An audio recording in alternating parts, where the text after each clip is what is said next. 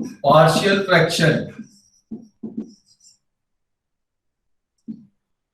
Partial fraction actual में algebra की technique है, ये इंटीग्रेशन की टेक्निक नहीं है।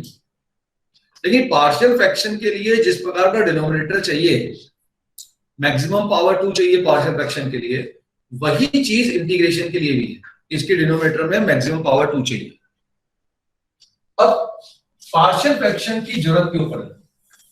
देखिए, दो प्रकार के फ्रैक्शंस होते हैं। एक आप कह सकते हो rational fractions, irrational fraction, algebraic fraction. इन सब पे मैं नहीं जा रहा हूँ, कोई मतलब नहीं है उसमें बहुत कहानी कहने का कि भाई कौन अलजेब्रिक फंक्शन है ना। न्यूमरेटर में पॉलिनोमियल है, डिनोमिनेटर में पॉलिनोमियल है, वो अपने पास ऐसे एक्सप्रेशंस को अपने को सॉल्व करना है। ठीक है। अच्छा, पार्शियल फ्रैक्शन लगेगा कब, पहले तो देखेंगे।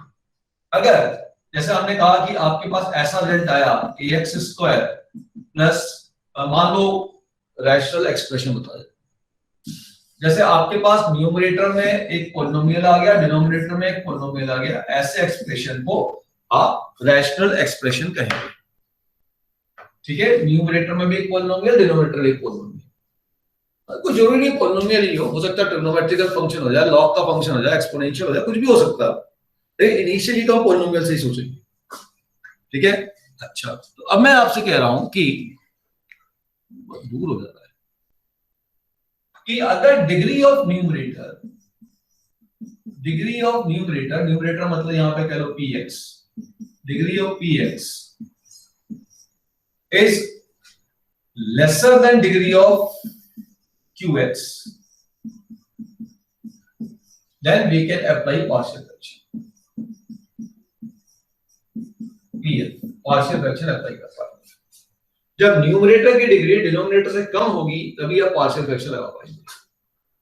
when degree of px numerator is equal to or greater than or equal to degree of qx means denominator, तो हम क्या करेंगे, तो हम डिवाइड करेंगे px by qx, divide px by qx, है ना। जब तक कि रिमाइंडर क्या हो जाए उसका छोटा ना हो जाए, रिमाइंडर क्या ना हो जाए उसका डिवाइडर से की डिग्री छोटी ना हो जाए। ठीक है, till degree of remainder rx is smaller than divisor, कौन है डिवाइजर, qx। और अगर ऐसा हो जाएगा तो फिर हम px अपॉन qx को लिखेंगे px अपॉन qx को लिखेंगे क्यूशेंट। क्या क्यूशेंट है, क्यूशेंट मान लो यहाँ पे क्यूशेंट को किससे, कैपिटल Q से लिख दिया, कैपिटल qx प्लस, ठीक है, रिमाइंडर कौन है तुम्हारा, capital rx divided by divider qx। Remainder theorem apply करके ऐसा लिखेंगे। ठीक है, clear. This is the basic condition for partial fraction. इसको लगाएंगे कब, जब न्यूमरेटर की डिग्री डिनोमिनेटर से क्या होगी, छोटी होगी, तब हम पार्शियल फ्रैक्शन लगा सकते हैं। और अगर न्यूमरेटर की डिग्री डिनोमिनेटर के से बड़ी या बराबर होगी तो हमें न्यूमरेटर को डिनोमिनेटर से डिवाइड करना पड़ेगा, जब तक कि रिमाइंडर की डिग्री कम ना हो जाए डिवाइडर से। और उसके बाद आपका ये नॉर्मल जो रिमाइंडर थ्योरम है वो लगा के सॉल्व कर लीजिए। अब इसका इंटीग्रल का मतलब है इसका इंटीग्रल करना। यहाँ पे इसकी डिग्री इससे कम हो गई, यहाँ आप इंटीग्रल कर सकते हो, पार्शियल फ्रैक्शन लगा सकते हो। ठीक है, ये तो बात होगी। अब पार्शियल फ्रैक्शन के टाइप्स क्या होते हैं, फॉर्मेट समझ लीजिए। पहला लिख लीजिए linear and non repeated, linear and non repeated, linear होंगे और रिपीट नहीं हो रहे होंगे। लीनियर एंड नॉन रिपीटेड का मतलब जैसे ऐसा आ जाए कि भाई आपके पास 3x + 4 upon x + 1 into x + 2। दोनों के डिनोमिनेटर में देखो लीनियर टर्म है और रिपीट नहीं हो रहा, मतलब दोनों सेम नहीं है। तो ऐसे पार्शियल फ्रैक्शन को लिखने का तरीका है a upon x + 1 plus b upon x + 2। अब कैसे इसकी वैल्यू निकाली जाएगी वो हम क्वेश्चन में बताएंगे, बल्कि इन्हीं को मैं अभी क्वेश्चन में ले लूंगा। दूसरा है आपके पास कि लीनियर एंड रिपीटेड,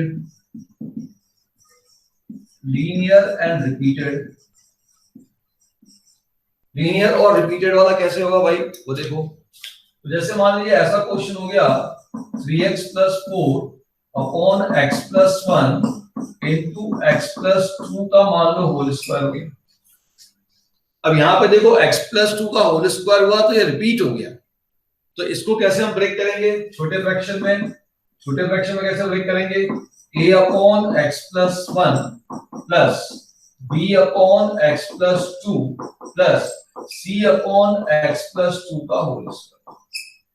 जितने बार पावर आएगी उतनी बार टर्म को बार बार लिखना है, ठीक है। तीसरा टाइप होता है क्वाड्रेटिक एंड नॉन रिपीटेड।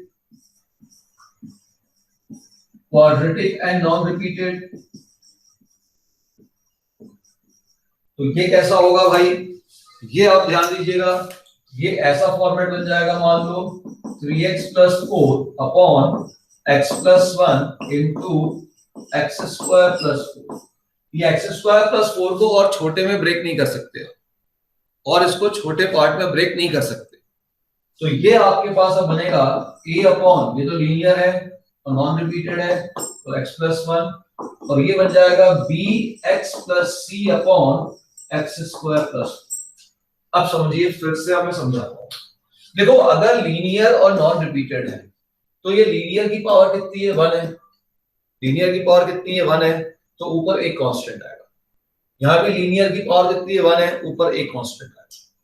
तो जितना लीनियर वाले एक्सप्रेशन की पावर है, इसमें x की जो पावर है वो देखना, x की पावर क्या है, टोटल की पावर नहीं, x की पावर 1 है तो ऊपर एक कांस्टेंट लेना, यहाँ x की पावर 1 है ऊपर एक कांस्टेंट लेना।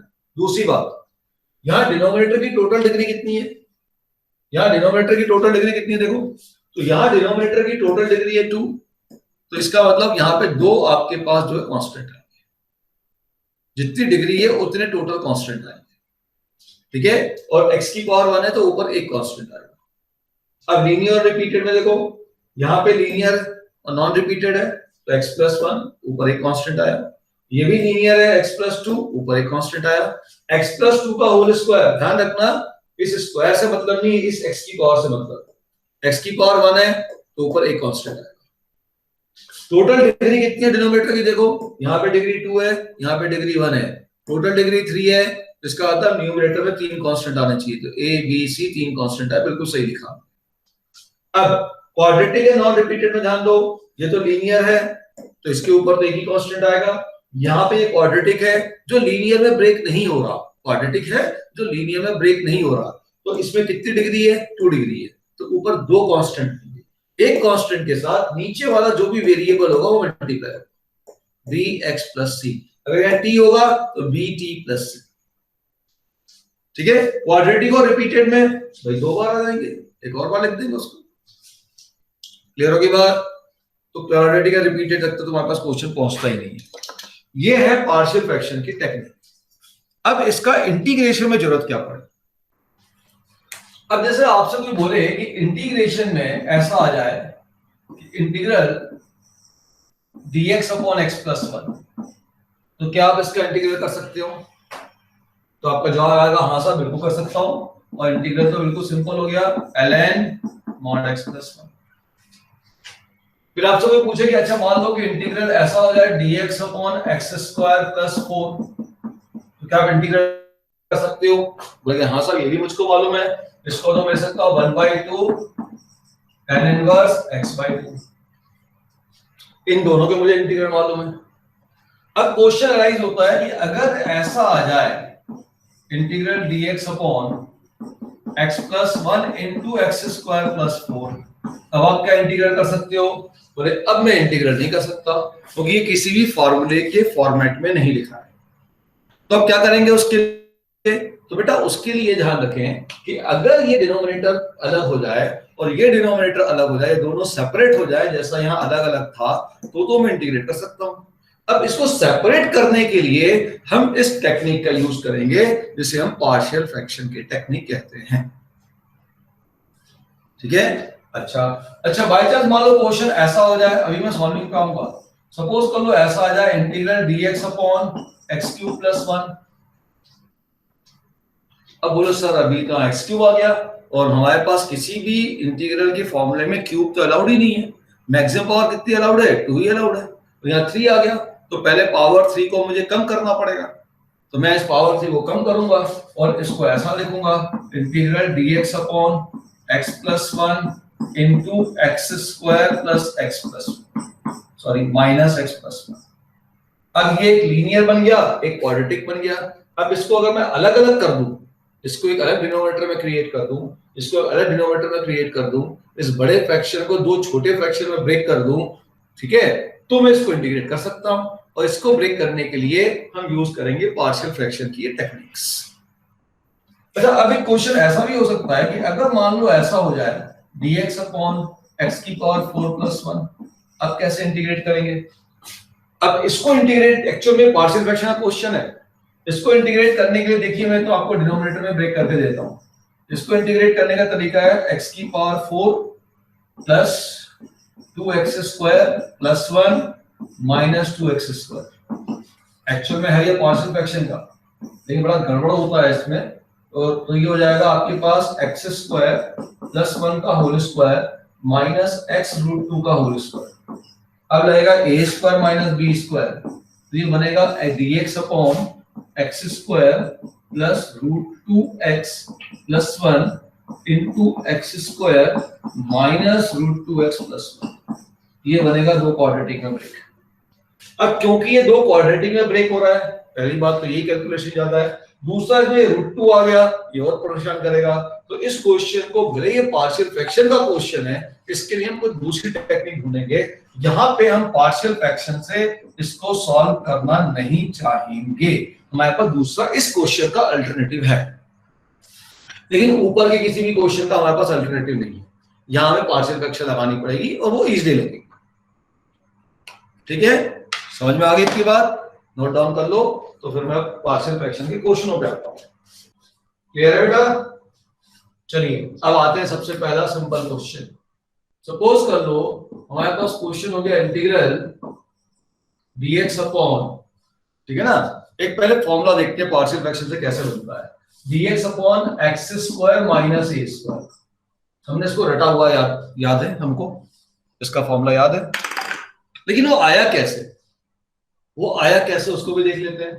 तो इसमें ध्यान दीजिएगा, ये ए स्क्वायर माइनस बी स्क्वायर आया, तो इसको लिखा dx अपॉन एक्स माइनस ए इंटू एक्स प्लस, इसको ब्रेक कर दिया मैंने ए स्क्वायर माइनस बी स्क्वायर से, ये हो जाएगा एक्स माइनस ए इंटू एक्स प्लस, है ना बच्चों? ठीक है ना, ये बात तो तुमको समझ में आई गई। अब क्लियर दिख रहा है, ये भी लीनियर है, ये भी लीनियर है, linear and non repeated, linear and non repeated. अब इसको मैं अलग से लूंगा इंटीग्रल के बाहर। पार्शियल फ्रैक्शन इंटीग्रेशन के अंदर नहीं लगेगा, इंटीग्रेशन के बाहर उस एक्सप्रेशन को लेंगे, जो भी अलजेब्रिक एक्सप्रेशन होगा उस पे पार्शियल फ्रैक्शन की टेक्निक लगाएंगे। पार्शियल फ्रैक्शन अलजेब्रा का कैलकुलेशन है, तो इसको मैं इंटीग्रेशन से बाहर लिखूंगा x माइनस ए इंटू एक्स प्लस ए। अब ये लीनियर है, पावर 1 है, लीनियर है, ये भी पावर 1 लीनियर है, दोनों रिपीटेड नहीं है, तो मैं इसको अब लिखूंगा a upon x minus a plus b upon x plus. ठीक है, अब ध्यान दीजिएगा, अब सॉल्व कैसे करेंगे। सॉल्व करने के लिए या तो एलसीएम ले लीजिए या डिनोमिनेटर को पूरा क्रॉस मल्टीप्लाई कर दीजिए। तो अब ये z बन जाएगा 1 is equal to a into cross multiply कर रहा हूं, क्रॉस मल्टीप्लाई करते ही क्या होगा, x माइनस ए कट जाएगा, क्या बचेगा आपके पास x प्लस ए। तो a into x plus A plus b into, यहां क्रॉस मल्टीप्लाई करूंगा तो क्या होगा, x प्लस ए कट जाएगा, तो क्या बचेगा बेटा, x minus A. This is equation number 1। अब मैं दोनों तरफ कोफिशिएंट कंपेयर कर सकता हूं। ठीक, तो चलिए इस क्वेश्चन में कोफिशिएंट ही कंपेयर कर देता हूं मैं। तो यहां पे हम कंपेयर करेंगे कोफिशिएंट, कौन से कोफिशिएंट, कोफिशिएंट ऑफ x।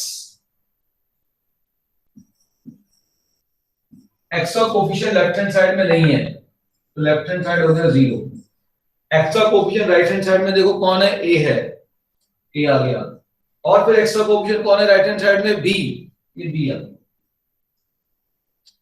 अब हम बात करेंगे कांस्टेंट टर्म की, कांस्टेंट टर्म कंपेयर करेंगे। लेफ्ट हैंड साइड में कांस्टेंट टर्म कौन है, 1, ये 1 ले लिया। राइट हैंड साइड में देखो कांस्टेंट टर्म कौन है, small a into capital A, small a into capital A हो गया। और यहां पे कौन है, small a into capital B with minus sign, तो minus a into capital B. अब इन दोनों इक्वेशन को हम अगर सॉल्व कर देंगे तो हमारे पास a और b की वैल्यू मिल जाएगी और फिर हम उसको इंटीग्रेट कर पाएंगे। तो इन दोनों इक्वेशन को हम पूरा सॉल्व कर लेते हैं। देखिए एनसीईआरटी में तो उन्होंने ये कर रखा है कि पूरा का पूरा जो कैलकुलेशन लिया है वो आपका जो है इक्वेशन बना बना के किया है, लेकिन हम थोड़ा सा क्योंकि लेंथी जाता है तो हम बिना इक्वेशन थोड़ा कम बना के भी काम चलाएं। अब ऐसा कर सकते हो, कोई दिक्कत नहीं है ना, बोर्ड एग्जामिनेशन में दिक्कत नहीं आएगी। पार्शियल फ्रैक्शन के क्वेश्चंस अभी थोड़ा सा टेक्निक सीख लें। अब इन दोनों को सॉल्व करते हैं। तो फर्स्ट इक्वेशन से देखो क्या हो गया, एक इक्वेशन है small a into capital A minus small b into capital B equal to 1, और दूसरी इक्वेशन है a plus b equal to 0। Clear दिख रहा है? इसको a से मल्टीप्लाई कर देता हूं, इस पूरे को मल्टीप्लाई कर देता हूं a से, तो जैसे ही ऐड करूंगा ये कट गया, तो twice small a into capital A equal to 1 plus 0 हो गया, तो कैपिटल A इक्वल टू 1/2। अब b निकाल लेता हूं, तो b तो माइनस a की इक्वल है, b plus a equal to 0, therefore b equal to minus a, तो हो जाएगा -1/2। तो ये a की वैल्यू आ गई 1/2 है, b की वैल्यू आ गई 1/2 है। So now this expression 1/x minus a into x minus b, इसको मैं लिख सकता हूं a 1/2a into 1/x minus a, और ये हो जाएगा 1/2a with minus sine into 1/x plus. अब इसकी जगह में ये ले सकता हूं x प्लस a आएगा, सॉरी x प्लस a। अब इस पूरी क्वांटिटी को मैं उठा के इंटीग्रेशन के अंदर रिप्लेस कर देता हूं, तो मेरा इंटीग्रल बन जाएगा 1/2a into 1/x minus a minus 1/2a into 1/x plus a dx। अब इसको अलग इंटीग्रेट कर दो, तो ये इंटीग्रल बन गया 1/2a ln mod x minus a, ये हो गया minus 1/2a ln mod x plus a। अब आप ध्यान से देखिए, प्लस c तो आएगा ही आएगा।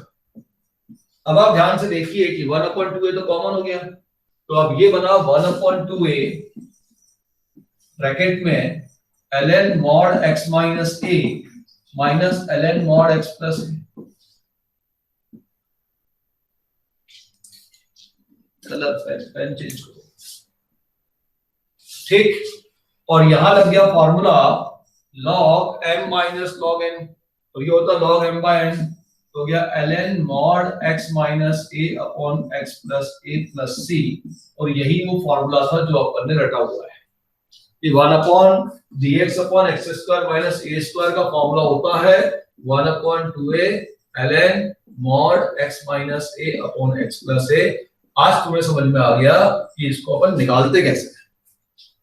चलो ध्यान दो, अब मान लो क्वेश्चन ऐसा आ जाए, integral dx upon x minus 1 x plus 2 and थोड़ा इजी कैलकुलेशन हो तो मैं ऐसे ले लेता हूं 3 माइनस x, ठीक है, किया 3 आ गए।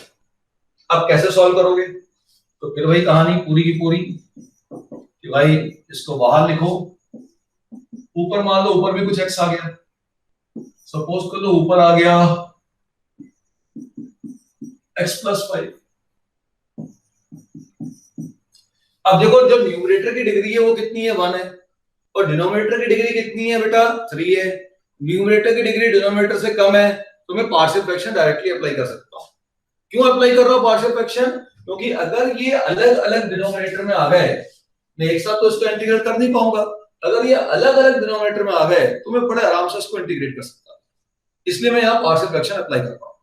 तो अब इसको लिखूंगा this much into x plus 2 into 3 minus x, और ये हो गया बेटा a upon x minus 1 plus b upon x plus 2, क्योंकि बेटा पावर 1 है, लीनियर है, और लीनियर की पावर में तो एक ही कांस्टेंट आएगा, plus c upon 3 minus x। ठीक, अब वही क्रॉस मल्टीप्लाई करो, सो x plus 5 is equal to a into cross multiply करो तो एक x minus 1 कट गया, यहां बचेगा x plus 2 into 3 minus x plus b into, फिर क्रॉस करो x plus 2 कैंसिल तो x minus 1 into 3 minus x, और अगले बार में c into ये मिलेगा x minus 1 into x minus 2, this is equation number 1। ध्यान रखना ये जो बेटा इक्वेशन नंबर 1 है ना, ये एक आइडेंटिटी है, this will be true for any value of x। आप x की 0, 1, 3, 5, 7 जो वैल्यू रखना चाहो रख लो। ये भी ध्यान रखना दोनों का डिफरेंशियल करके भी हम कैलकुलेशन कर सकते हैं, उसकी जरूरत नहीं पड़ेगी, ठीक है। तो ये एक आइडेंटिटी है, इसके अंदर आप x की कोई भी वैल्यू पुट कर दोगे, ठीक है, ये रिजल्ट हमेशा ट्रू रहेगा। तो बेटर है ऐसी x की वैल्यू पुट की जाए जिससे कि ये फैक्टर्स आपके 0 बन जाए, ऐसी x की वैल्यू रखी जाए जिससे कि फैक्टर 0 बन जाए। जितने ज्यादा फैक्टर 0 बनेंगे उतना इजी कैलकुलेशन हो जाएगा। तो हमने देखा कि a के नीचे कौन है, x minus 1, तो इस क्वांटिटी को 0 पुट करते हैं।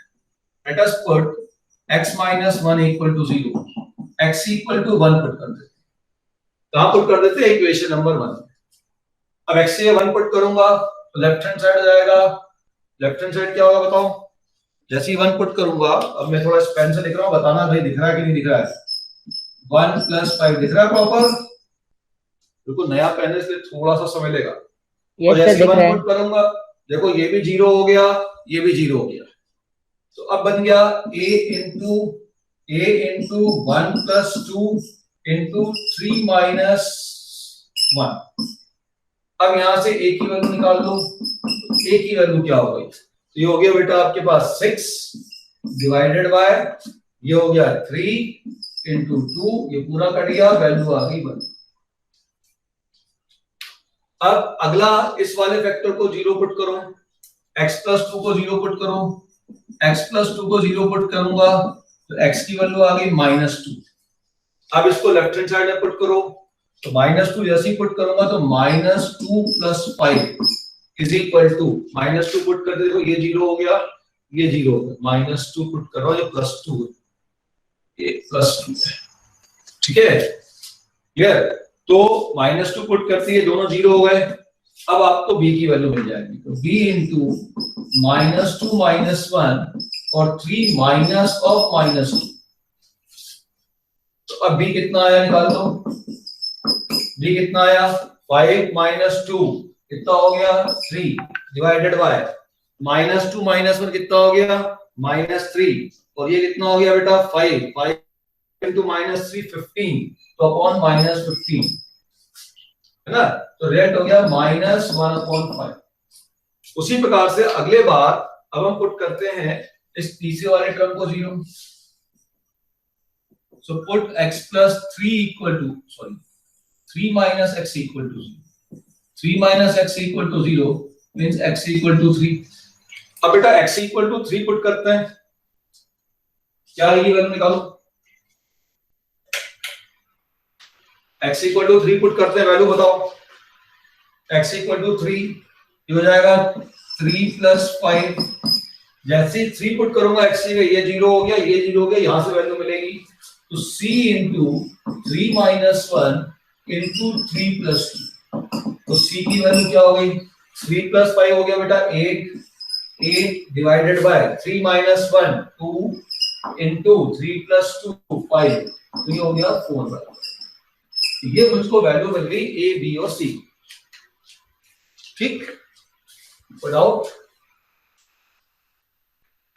अभी थोड़ी देर बाद पूरे प्रोसेस को मैं रिवर्स कर देता हूँ और फटाक से क्वेश्चन सॉल्व करें। सर 8/10 होगा ना? काट दिया ना 4/5। अच्छा ठीक है। अब इन वैल्यूज को मैं यहां रिप्लेस कर देता हूं, तो x+5 upon x-1 into x+2 into 3 minus x, this will be equal to a है आपका 1, so 1 अपॉन कितना हुआ बेटा x-1 प्लस, फिर देखो b है आपका -1/5, तो -1/5, ठीक है, -1/5, और नीचे कितना आ रहा है आपका x+2, तो गया x+2 प्लस आपके पास हो गया 4/5, और नीचे क्या आ रहा बेटा 3 - x, सो हो गया 3 - x। अब ये जो पूरा इंटीग्रेंड था, इस पूरे इंटीग्रेंड की जगह, इसकी जगह, इस पूरी क्वांटिटी की जगह तो यहां पे है, मैं इससे रिप्लेस कर देता हूं। तो अब मेरा इंटीग्रेशन जो बनेगा वो ऐसा बनेगा, I is equal to integral 1/x-1 minus 1/5 into 1/x+2 plus 4/5 into 1/3 - x dx। अब बेटा सबको इंटीग्रेट कर लो, ठीक है। ये ब्लू वाला दिख रहा है, लाइट ज्यादा दिख रहा है, लाइट अभी लिखना पड़ेगा इसको। ये हो जाएगा ln mod x-1 माइनस 1/5, ये भी हो जाएगा ln mod x+2, और हो गया प्लस 4/5 ln mod 3 - x। ये आ गया सर। यस, x के कोफिशिएंट से इंटीग्रेशन करने के बाद डिवाइड करना है, ये छूटना नहीं चाहिए, ठीक है, ये छूटना नहीं चाहिए। अब ये जो हमने वर्किंग की है ना, बाकी एनसीईआरटी के हिसाब से तो भाई साहब ऑप्शन कंपेयर करो और सॉल्व करो, मैं कहता हूं ऐसा भी कर सकते हो, कोई दिक्कत नहीं है, इसको एग्जाम में कर लोगे, कोई प्रॉब्लम नहीं है, ठीक। अच्छा, अब ये जो काम किया है, इस काम को करने का एक और तरीका हो सकता था। वो तरीका क्या हो सकता था, उससे कैलकुलेशन ओरल हो सकता था। कैसे, देखो ध्यान से, ये जो x की वैल्यू यहां पे इसको 0 पुट किया, यहां सब लोग ध्यान दोगे, अब सब यहां ध्यान दो, पहले समझो, तो x की वैल्यू 1 आई। अब x की वैल्यू 1 इसमें पुट मत करना, x की वैल्यू 1 इस वाली क्वांटिटी में पुट नहीं करना, इसको छोड़ के बाकी सब जगह x की जगह 1 पुट करो, ये आपको एक ही वैल्यू दे देगा। तो पुट कर दो 1, तो कितना हो गया 1 + 5 6, ये हो गया 3, और ये हो गया 2, ये हो गया 1। अब x+2 को 0 पुट करोगे तो x की वैल्यू -2 आएगी। x की वैल्यू -2 लेफ्ट हैंड साइड में आपको इसमें पुट नहीं करना। अब -2 यहां पुट करो तो -2 + 5, ये हो गया 3, तो b की वैल्यू बन रही है 3 डिवाइडेड बाय -2 पुट करो, -2 - 1 -3 इनटू अब यहां पे पुट कर दो -2, तो गया 5, तो ये -3 से 3 कट गया, ये हो गया -1/5। अब x की वैल्यू, इसको 0 पुट करो, x की वैल्यू 3 आई। अब इसको छोड़ के बाकी सब जगह पुट कर दो, अब इसमें नहीं पुट करना है 3, बेटा यहां पुट कर दोगे तो डिनोमिनेटर 0 हो जाएगा, और एनीथिंग डिवाइडेड बाय 0 क्या हो जाएगा आपका, इंफिनिटी हो जाएगा, इसलिए इसमें नहीं करना। अब यहां 3 पुट करो तो 5 + 3, ये हो गया कितना आपका 8, यहां 3 पुट करो तो 3 - 1, ये कितना हो गया 2, इनटू यहां 3 पुट करो तो 3 + 2 कितना हो गया 5, कैंसिल कर दो, ये आ गया। तो इतना सारा कार्यक्रम किया है, लिखा है, ये सब देखा जाए तो एक लाइन में खत्म, ठीक है ना, क्लियर। अब इसके बाद तो कोई दिक्कत ही नहीं, सीधा इंटीग्रल यहां पे कर लीजिए, एक लाइन में क्वेश्चन खत्म। तो मैक्सिमम 2 लाइन लिखनी है इस क्वेश्चन में, 2 लाइन से तीसरी लाइन लिखने की जरूरत नहीं है,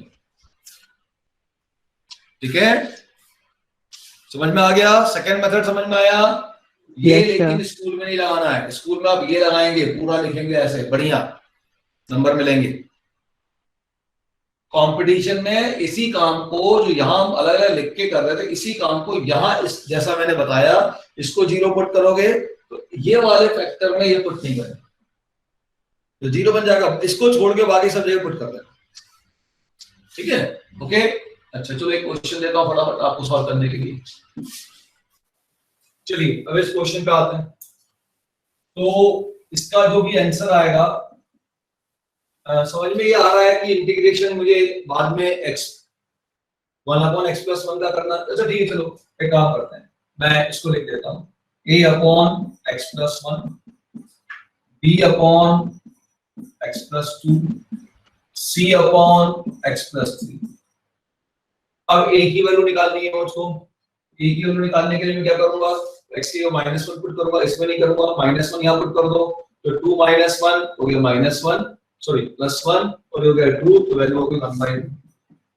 b की वैल्यू के लिए इसको 0 पुट करूंगा, इसमें नहीं करूंगा, तो -2 + 1 तो -1 और ये हो गया -2 पुट करूंगा तो हो गया 1, तो b की वैल्यू हो गई -1।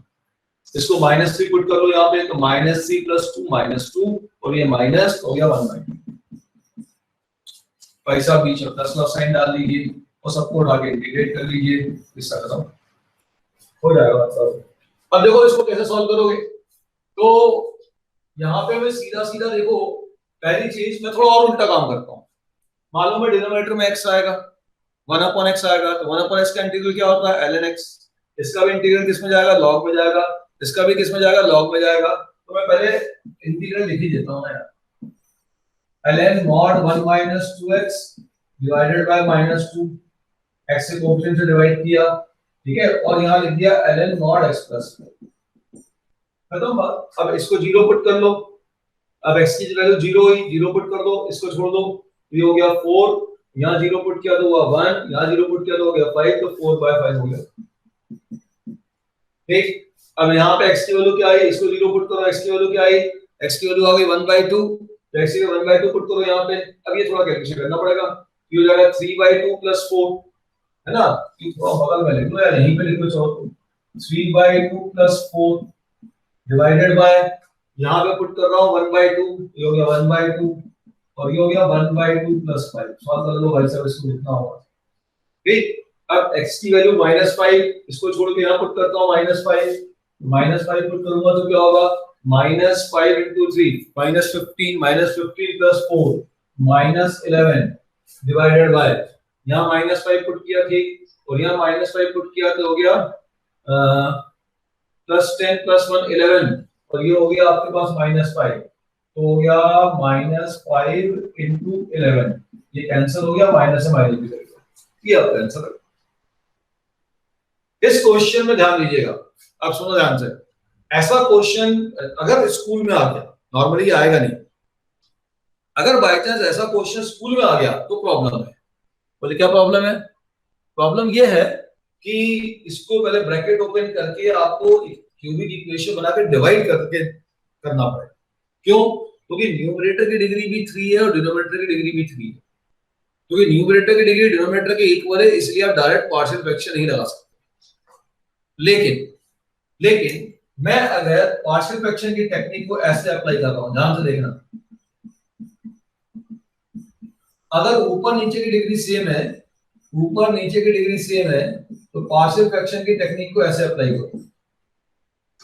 ठीक, कैसे अप्लाई करो, इसके कोएफिशिएंट ले लो, इसका कोएफिशिएंट क्या है सबका, 1 × 1 × 1, नीचे इनके कोएफिशिएंट ले लो, 1 × 1 × 1, ये पहला टर्म हो गया, प्लस a अपॉन एक डिनोमिनेटर ले लो x - 4 प्लस b अपॉन अगला denominator x - 5 plus c upon x - 6। ठीक, अब ये ऑब्जेक्टिव के लिए बता रहा हूं, सब्जेक्टिव के लिए नहीं। सब्जेक्टिव के लिए तो ये मल्टीप्लाई करो, डिवाइड करो, रिमाइंडर निकालो, है ना, और फिर उसके बाद पूरा लिखो रिमाइंडर थ्योरम को यूज करके। ठीक है, बात यहाँ पे सब्जेक्टिव की ऑब्जेक्टिव की हो रही है। तो ऑब्जेक्टिव में कुछ नहीं करना, अगर ऊपर नीचे की डिग्री सेम है तो ऊपर के कोएफिशिएंट और नीचे के कोएफिशिएंट का रेशियो पहला टर्म हो गया, plus a upon this plus b upon this plus c upon this. अच्छा, अब a की वैल्यू कैसे निकालोगे, x की वैल्यू 4 यहां छोड़ के बाकी सब जगह पुट करो। देखो a की वैल्यू क्या होगी, 4 minus 1 3, 4 minus 2 2, तो 3 into 2 6, और ये हो गया 1, ऊपर आ गया 6। यहां पुट करो 4, 4 minus 5 minus 1, है ना, और यहां पे हो गया आपके पास -2, तो 2, तो ये आपके कैंसिल होके रिजल्ट हो गया आपके पास 3। देख लो 4 minus 5 minus 1, यहाँ -2, सॉरी ये +2 हो गया, और ऊपर आपके पास हो चुका है 4 minus 1 3, और 4 minus 2 ये 2, ये ऊपर 6 हो चुका है, तो 6/2 रिजल्ट हो गया। वैसे b निकाल लो, x की वैल्यू 5 लो, इसको मत पुट करो, ऊपर नीचे सब जगह 5 पुट करो, निकालो वैल्यू b, निकालो जल्दी निकालो। डिनोमिनेटर का ही क्रिटिकल पॉइंट निकालेंगे या न्यूमरेटर का भी? कुछ नहीं, केवल denominator. Denominator partial fraction, denominator को सेपरेट कर रहे हैं। न्यूमरेटर तो कांस्टेंट के कारण अपने आप एडजस्ट हो जाएगा, प्लस माइनस होकर। न्यूमरेटर तो खुद ब खुद एडजस्ट हो जाएगा, उसमें परेशान नहीं होना है। b कितना आया, 5 पुट करो ना बेटा, 5 पुट करो, 5 minus 1 4, 5 minus 2 3, है ना, और 5 minus ये हो गया 2, हो गया 4 3 और 2, तो 24। 5 minus 4 1, और हो गया -1, तो हो गया -24। ठीक है, तो b आ गया आपके पास -24। c निकालो, b आ गया -24, c निकालो, c निकालो, x की जगह 6 पुट करो, तो 5 4 3, और 6 पुट करो, ये हो गया 2, और ये हो गया 1, तो 2 बस इतना, तो 5 4 3, ये काट दो 2, तो 5 3 2 30। अब सबका अलग इंटीग्रल करो चुपचाप। इसका इंटीग्रल हो गया x, इसका इंटीग्रल हो गया 3 ln, अब टेक लाइन लो क्वेश्चन, ये हो गया x, ये हो गया 3 ln mod x minus 4 minus 24 ln mod x minus 5 plus 30 ln mod x minus 6। एक पेज का क्वेश्चन 2 लाइन में खत्म हो जाता है, लेकिन टेक्निक ध्यान रखना, ये टेक्निक आपको स्कूल में नहीं लगानी। स्कूल में तो भाई पहले डिवाइड करो, मल्टीप्लाई करो, डिवाइड करो, रिमाइंडर निकालो, रिमाइंडर थ्योरम लगाओ, पूरा लिखो।